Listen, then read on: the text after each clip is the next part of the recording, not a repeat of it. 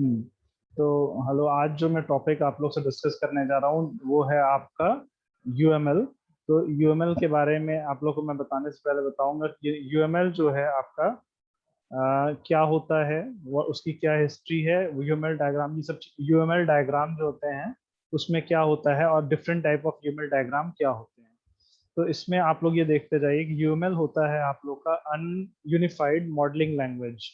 Unified modeling language for visualizing, specifying, constructing and documenting of the artifact of the software system. अगर आप किसी software system को जब आप एनालाइज करते हैं तो सबसे पहले आप उसको ग्राफिकल फॉर्म में रिप्रेजेंट करते हैं। तो ग्राफिकल फॉर्म में रिप्रेजेंट करने से ये इजी होता है कि हम उस चीज़ों को इजीली देख पाते हैं, देख के विजुअलाइज कर पाते हैं, समझ पाते हैं। और उसके लिए डॉक्यूमेंटेशन का काम भी हम लोग यूएमएल में सीखते हैं। How to explain the particular software system, the overall look and appearance of the, या कह सकते हैं कि उसका ब्लूप्रिंट जो होता है सॉफ्टवेयर का, वो हमें मिल जाता है कि how the final software will look like. तो हम लोग यूएमएल की बात करते हैं उसमें। तो पहले आप लोग कोडिंग स्टार्ट नहीं करते, फर्स्ट यू परफॉर्म, आप लोग यूनिफाइड मॉडलिंग लैंग्वेज है, एक मॉडल क्रिएट करते हैं, प्रोटोटाइप क्रिएट करते हैं। और इसको यूएमएल में, यूनिफाइड मॉडलिंग लैंग्वेज में बहुत से तरीके हैं, there are different methods using which हम लोग इसको यूज कर सकते हैं। तो करते हैं, एक सेकंड। तो ये एक तरह का ब्लूप्रिंट होता है हमारे सॉफ्टवेयर को लेकर के। यूएमएस यूएमएल जो होता है इसको हम लोग करते हैं नॉन सॉफ्टवेयर सिस्टम के लिए भी यूज होता है। ऐसा नहीं है कि यूएमएल हम लोग जो यूज कर रहे हैं लैंग्वेज वो केवल केवल हमारे सॉफ्टवेयर सिस्टम में भी यूज हो। यूएमएल का यूज हम लोग अदर ब्रांचेस में भी इसका यूज कर सकते हैं, चाहे मैकेनिकल हो या प्रोडक्शन से रिलेटेड चीजें हो। तो ये क्या होता है, आपके दो कॉन्सेप्ट, ये ऑब्जेक्ट ओरिएंटेड कंपोनेंट का यूज करते हुए सॉफ्टवेयर सिस्टम को बनाने का तरीका बताया जाता है। ऑब्जेक्ट ओरिएंटेड अप्रोच यूज होता है, इसमें हम लोग हर चीज के लिए एक पर्टिकुलर नोटेशन यूज करते हैं to visualise a particular item. तो इसमें हम लोग केवल डिजाइन स्ट्रक्चर को नहीं दिखाते हैं, इसके अंदर हम लोग कोडिंग पार्ट को हम लोग शो नहीं करते हैं। तो इसके अंदर हम लोग देखेंगे कि यूएमएल जब बनाई गई तो इसमें क्या था, कि हिस्ट्री क्या है। तो in the early stages of the model driven development there was a great need for some universal approach for modelling a software system. तो जैसे अगर सॉफ्टवेयर को, सिस्टम को बिल्ड करने के पहले बनाना था तो अलग अलग लैंग्वेज, अलग अलग प्लेटफॉर्म्स, सब लोग काफी डिफरेंट थे। तो there it was not possible to unify on a single hardware platform और सिंगल ऑपरेटिंग सिस्टम या सॉफ्टवेयर। तो सबका अप्रोच काफी डिफरेंट था। It was not possible to unite them all using a common software language और platform. तो उन्होंने क्या किया, सबसे पहले उसी समय एक की सारे सॉफ्टवेयर एक कॉमन तरीके से अपने सिस्टम को समझाएं, आपस में डिस्कस कर सकें, अपने आइडिया को समझ सकें, इसके लिए इसका डेवलपमेंट किया गया।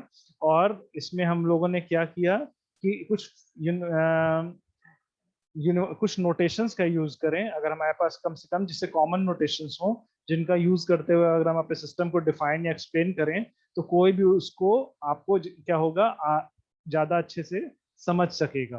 तो इस समय, उस समय जो मेन तीन लोग थे, ब्रूच, रूम्बा एंड जैकबसन, इन तीन लोगों ने मिलकर के एक नोटेशन लैंग्वेज बनाई, जिसको क्या कर सकते हैं, और इन्होंने सारी लैंग्वेज को मिला करके एक यूनिवर्सल लैंग्वेज बनाई, जिसको हम लोग कहते हैं यूनिफाइड मॉडलिंग लैंग्वेज या यूएमएल। तो हम लोग का यूएमएल एक तरह से डायग्राम यूनिफाइड लैंग्वेज है, जिसको डिजाइन किया था ब्रूच, रूम्बा और जैप्सन जो थे, इन तीन लोगों ने मिल करके एक डिजाइनिंग के लिए एक कॉमन लैंग्वेज डिजाइन की कि हम कुछ नोटेशन, सर्टेन नोटेशन यूज करेंगे, जिसके थ्रू हम अपने एक सिस्टम को कॉमनली एक्सप्लेन करेंगे और यूनिवर्सली वो सबको समझ में आ सके। भले ही वो ना वो लैंग्वेज डिपेंड, क्योंकि नोटेशन यूज कर रहे हैं, कोई लैंग्वेज स्पेसिफिक नहीं हुआ, कोई प्लेटफॉर्म स्पेसिफिक नहीं हुआ। तो अब इसके बाद इन 1997 ऑब्जेक्ट मैनेजमेंट ग्रुप एक ऑर्गेनाइजेशन है, उन्होंने यूएमएल के कुछ स्टैंडर्ड सेटल किए। ओएमजी जो ग्रुप था उसका, उसके बाद उन्होंने काफी इसमें इंप्रूवमेंट की और कई वर्जन, इसके कई फीचर आ गए, कई मेथड्स आ गए हम लोग यूएमएल के लिए, तो जिनको हम लोग वन बाई वन देखेंगे। तो आप लोग यहाँ देख रहे हैं 1997 में यूएमएल में आप लोग का वर्जन 1.1, 1.3 से करते हुए 1.5 तक, उसके बाद 2.0 से 2.11 एंड 2.2 तक फरवरी 9 में आपका आ चुका है। तो ये आपका यूएमएल के डिफरेंट वर्जन्स हैं जो कि यूज किए जाते हैं। तो समय के साथ इसमें नए डायग्राम मेथड अप्रोच हुए, ग्राफिकल मेथड, तो हम लोग UML 1.1 देखें, जब स्टार्टिंग में हुआ था तो हम लोग क्या क्या यूज करते थे। उस समय में सबसे पहले use case diagram, class diagrams, object oriented diagram, ये सारे मेथड्स हैं आपके किसी प्रोजेक्ट को ग्राफिकली रिप्रेजेंट करने के। तो इसमें यूज केस डायग्राम भी है, इसमें क्लास डायग्राम्स हैं, ऑब्जेक्ट डायग्राम्स हैं, sequence diagram, collaboration diagram, state chart, activity diagram, component diagram and deployment diagram. तो ये आपका चीजें हैं जिनको हम लोग UML 1.1 में इनको स्टैंडर्डाइज किया गया कि what will be the notations and methods to define all these जो आपने पढ़ा है सारा का सारा 1.1 में।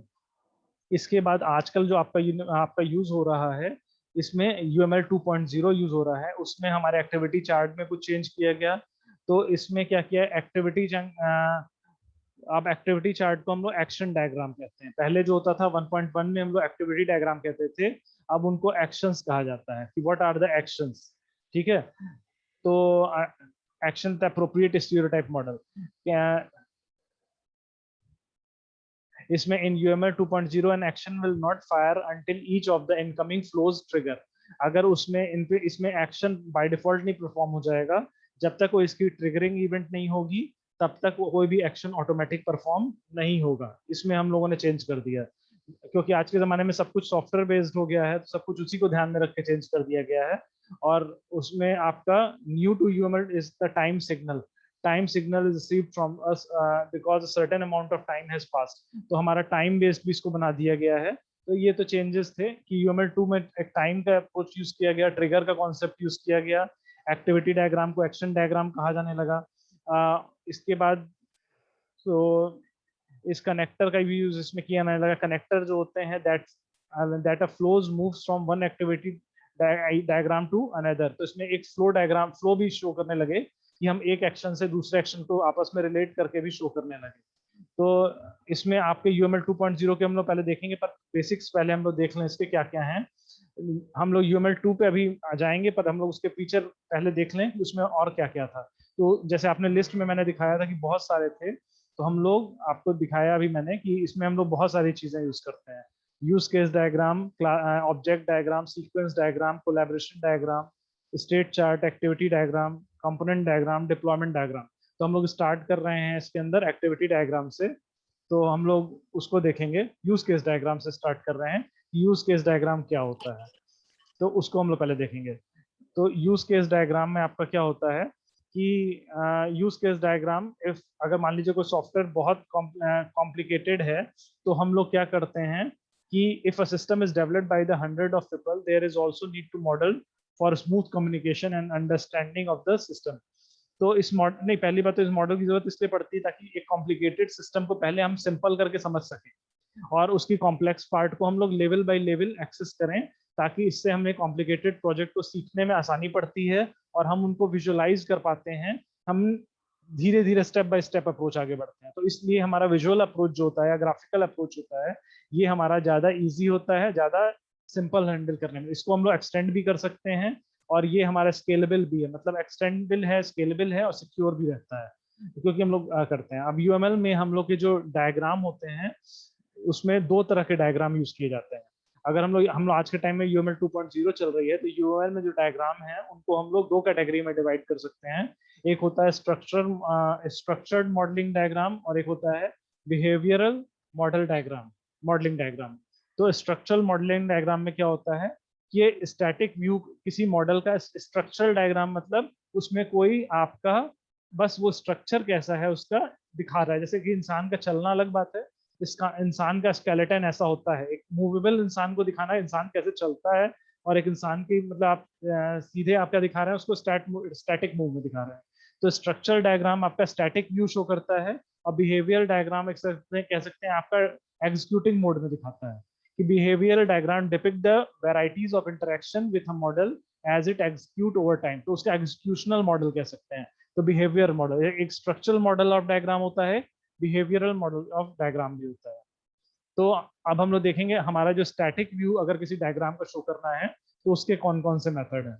तो उसमें हम लोग का एक मेथड है class diagram, object diagram, component diagram, package diagram, composite structure, and deployment diagram. तो ये सारे मेथड आपके स्टैटिक डायग्राम के शो करने में, स्ट्रक्चर को शो करने में यूज होंगे। Class diagram, object diagram, component diagram, package diagram, composite structure या डिप्लॉयमेंट डायग्राम।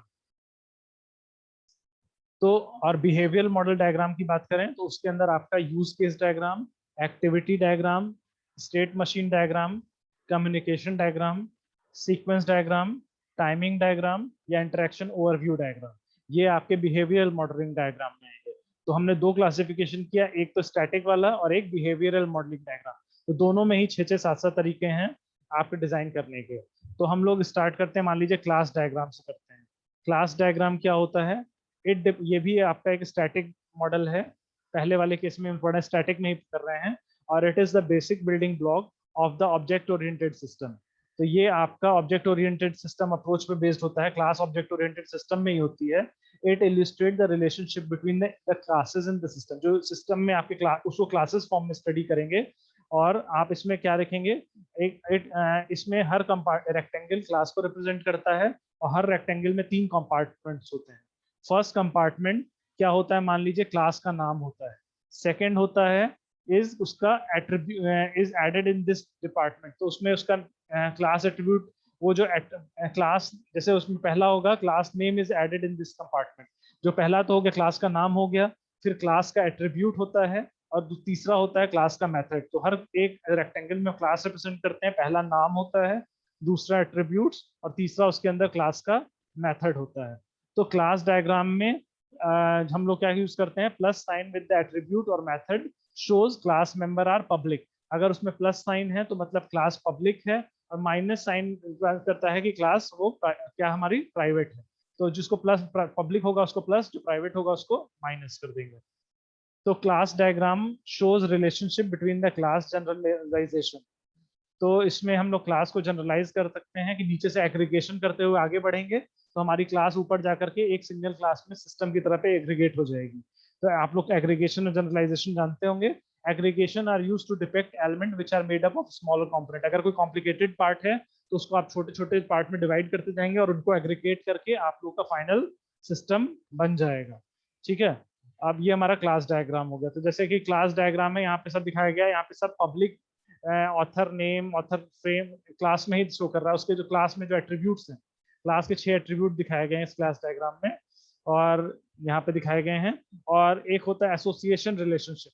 तो दो क्लास अगर आपस में रिलेटेड हैं तो हम लोग उसको क्या दिखाएंगे, आपस में लिंक दिखाएंगे। तो इसको हम लोग कहते हैं एसोसिएशन। दो क्लास पर्सन और मैगजीन आपस में एसोसिएटेड है। तो उसमें कंपोजिशन में, जैसे कंपोजिशन दिखा रहे हैं तो हम लोग विंडो टाइटल है, जैसे उसके गेट टाइटल और टाइटल, तो इसके साथ कंपोजिशन है। जनरलाइजेशन मतलब होता है कई क्लासेस को आपस में मिला के, जैसे कई सारे व्हीकल्स हैं, वैन है, बाइक है, कार है, ट्रक है, सब कार क्लास के अंदर क्या हो जाएंगे, जनरलाइज। अगर उनको जनरल करके बोला जाए तो वो सारे के सारे आपके किसमें आ जाएंगे, कार की कैटेगरी में आ जाएंगे। अब ऑब्जेक्ट ओरिएंटेड डायग्राम बोला जाए तो एन ऑब्जेक्ट ओरिएंटेड डायग्राम में be considered as a specific case of class diagram. ये भी एक तरह का क्लास डायग्राम ही है।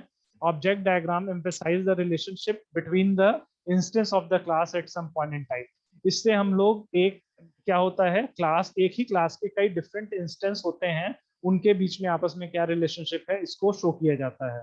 तो object is shown by the rectangle with classifier name in the centre. Centre rectangle underline करके उसको लिखा जाता है। तो इसमें इसमें क्लासिफायर नेम होता है। Object diagram shows complex relationship between the classes. It is useful if we feel classes as more abstract. तो जैसे कि अगर मान लीजिए कि हमारे कार है, कार क्लास में ही एक ही क्लास के कई इंस्टेंस थे कि हमारे कार के अंदर में ही फ्रंट व्हील, राइट व्हील और रियर व्हील, सब ये कार के ही पार्ट है, कंपोनेंट है, उसी क्लास के इंस्टेंस है।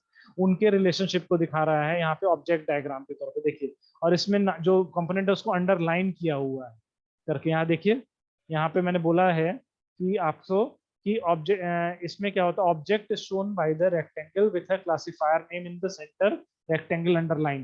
तो इसका जो क्लासिफायर है सबको अलग अलग कर रहे हैं, तो उसको फ्रंट व्हील से, राइट व्हील से और उससे हम लोग आइडेंटिफाई कर रहे हैं। तो ये क्लास डायग्राम हो गया। अब एक नेक्स्ट हो गया पैकेज डायग्राम। तो पैकेज डायग्राम, हम नोटेशंस पढ़ रहे हैं अभी यूएमएल के बारे में, बस नोटेशंस देखते जा रहे हैं। तो package diagram are used to divide the model into logical container and their interaction. Package diagram is used to show the high level view of the system, and as the software system has a lot of classes, to organize those in a package to show higher level of abstraction. अगर मान लीजिए classes में, एक class में 50 classes हैं, तो वो classes आपस में ग्रुप्ड होती हैं और ग्रुप होकर के उनको हम लोग क्या कहते हैं, एक पैकेज की तरह शो करते हैं, और उन्हीं पैकेजेस को मिला करके हम लोग क्या बनाते हैं. तो हमारा package diagram is used to divide the complex system into the module. तो इसमें क्या होता है, हम लोग मॉडल को लॉजिकल कंटेनर्स में डिवाइड करते हैं, लॉजिकल उसमें व्यू में डिवाइड करेंगे, और लॉजिकली डिवाइड करने के बाद तो उसके बाद हम लोग उसमें उन सब हायर लेवल व्यू को हम फर्दर डिवाइड करते चलेंगे. तो इससे ज़्यादा हमको सिस्टम को समझने में आसानी पड़ती है, और उसकी कॉम्प्लिकेटेड स्ट्रक्चर को आप समझ ज़्यादा पा पाते हैं. जैसे देखिए यहाँ पे कि रजिस्ट्रेशन है, तो रजिस्ट्रेशन के बाद कोर्स को मैनेज करने का कोर्स मैनेजमेंट, ये लॉजिकल व्यू. स्टूडेंट मैनेजमेंट नाम से कोई एक वो अलग मॉड्यूल केवल वो नहीं रहेगा, मतलब एक्टिविटी क्लास नहीं है.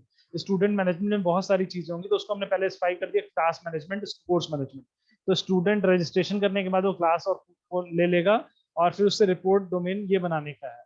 तो इसमें पैकेज डायग्राम में आप लोग देखिए ये चीज है. और पैकेज डायग्राम क्या होता है, इसमें connector between the two package define and implicit generalization between the element and source package. तो यहाँ देखिए, यहाँ पे हम लोग की दो क्लासेस मर्ज की गई हैं, कोर्स मैनेजमेंट और स्टूडेंट मैनेजमेंट इन रजिस्ट्रेशन के अंदर. तो ये सब मर्जिंग के भी मेथड हैं. और अब एक और कैटेगरी आपने पढ़ी थी यूएमएल में, जो पढ़ी थी कंपोनेंट डायग्राम. तो कंपोनेंट डायग्राम में क्या होता है कि इन टर्म्स ऑफ मॉड्यूल शो करते हैं. कंपोनेंट मतलब मॉड्यूल के टर्म्स में दिखाते हैं, तो उसमें पैकेज के फॉर्म में दिखाते हैं, और वो लॉजिकल व्यू के साथ डिवाइड होता है. इसमें हम लोग मॉड्यूल के फॉर्म में दिखाते हैं. Component can be represented as encapsulated, reusable and replaceable. तो मॉड्यूल आप जानते हैं रीयूजेबल होते हैं, एनकैप्सुलेट तो होते ही हैं, रिप्लेसेबल भी होते हैं. तो component can be used as building block of the system. तो उसको बिल्डिंग ब्लॉक की तरह यूज करते हैं. Component communicate with each other through the interface. Component होंगे तो वो इंटरफेस से ही डील करेंगे. Component can do the same thing as the class. तो वो भी वही चीज है. डायग्राम थोड़ा सा ब्लर्ड है, तो कंपोनेंट के थ्रू इसमें दिखाया जाता है. जो चीज उसमें आप क्लास से दिखा रहे थे, इसमें हम लोग मॉड्यूल के थ्रू दिखाएंगे. ये थोड़ा सा ब्लर्ड इमेज है. तो component diagram are shown same as class instead of sign in the component diagram. तो इसमें हम लोग जो डायग्राम, ये कंपोनेंट है और ये आपका जैसे डील कर रहा है, तो उसके अलग अलग कंपोनेंट फॉर्म में देंगे, क्लास फॉर्म में नहीं, आप मॉड्यूल या कंपोनेंट फॉर्म में दिखाएंगे. तो क्लास की तरह ही होता है. इसमें बॉल जो होती है रिप्रेजेंट्स प्रोवाइडेड इंटरफेस. इसमें जैसे डायग्राम में आप देख रहे हैं एक बॉल मार्क है, तो वो आपका क्या कर रही है, प्रोवाइड इंटरफेस प्रोवाइड कर रही है. किस इंटरफेस के थ्रू हो रहा है दैट. और इसमें क्या था, required interface that a component required to provide it functionality. Port is the doorway through communication pass. तो यहाँ पे देखिए हमारा पोर्ट भी शो किया जा रहा है. एक पोर्ट है, इंटरफेस है, और component is used to show the system in terms of module. तो इसमें मॉड्यूल के टर्म्स में हम लोग शो करते हैं. अब एक लास्ट है डिप्लॉयमेंट डायग्राम. तो deployment diagram model the physical layout of the system mapping software to hardware in which they execute the communicate. तो ये आपके फाइनल सिस्टम का जो फिजिकल लेआउट बाहर से वो जैसा दिखाई देगा, वो आपको दिखाएगा, उसके हार्डवेयर पार्ट को दिखाएगा, और वो कैसे कम्युनिकेट करते हैं. डिप्लॉयमेंट मतलब सामने वो कैसा दिखेगा, कैसा वो करते हुए. Deployment diagram is used to show the physical deployment of the system. वो फाइनल बाहर से कैसे सिस्टम आप उससे इंटरेक्टिंग, कौन सा बटन प्रेस कर रहे हैं, क्या चीज कर रहे हैं. Deployment diagram has node which may be, अब किस केस में कौन सा आप डायग्राम यूज करेंगे, पर्टिकुलर केस स्पेसिफिक होगा. मे बी हार्डवेयर और any device that the host software may be the host software and may be the software that host another software. तो इसमें सामने से फिजिकल व्यू आपका जैसा सिस्टम दिखेगा उसके साथ इंटरेक्ट होगा. तो यहाँ भी देखिए डायग्राम थोड़ा सा ब्लर्ड है, इसका दूसरा डायग्राम देखते हैं, तो उसमें कंपोनेंट डायग्राम की तरह यूज होगा. अब हम लोग इसके आगे वाला पार्ट जो रहेगा बिहेवियर वाला, वो देख लेते हैं. बिहेवियरल डायग्राम क्या होते हैं. बिहेवियरल डायग्राम में आपके use case diagram, activity diagram, state and machine diagram, communication sequence diagram, ये सारे डायग्राम्स. तो ये सारी चीजें होती हैं. तो उसमें हम लोग यूज केस डायग्राम से स्टार्ट कर लेते हैं. तो यूज केस डायग्राम जो होता है, एक इंटरेक्शन होता है between system and external stimulate that should a human may be an के बीच में होता है. तो यूज केस डायग्राम आप लोग का, और या इसको हम लोग पार्ट 2 में डिस्कस कर लेंगे. यहाँ पे आज मैं इतने पे रोक रहा हूँ, बिहेवियरल वाले को हम लोग इसमें आगे से करेंगे, इसके आगे से करेंगे। ठीक है, तो अभी तक हम लोगों ने जो देखा है, तो अभी हम लोगों ने जिसमें देखा आज इतना, उतना मैं एक बार हल्का समराइज कर दे रहा हूँ यहाँ पे। तो डिप्लॉयमेंट डायग्राम तक आपने देखा, तो आज आपने कितना देखा है, यूएमएल में आपने देखा कि हमारा यूएमएल 2 में आपने देखा कि हमारे कितने स्ट्रक्चरल डायग्राम जो थे उनको देखा, मॉडलिंग डायग्राम्स जो थे, class diagram, object diagram, component diagram, package diagram, composite structure और डिप्लॉयमेंट डायग्राम को आपने देखा है। यहाँ बिहेवियर वाले को हम लोग नेक्स्ट क्लास में इसको डिस्कस कर लेंगे। ठीक है, तो इतने टाइम रोक रहा हूँ मैं। Thank you.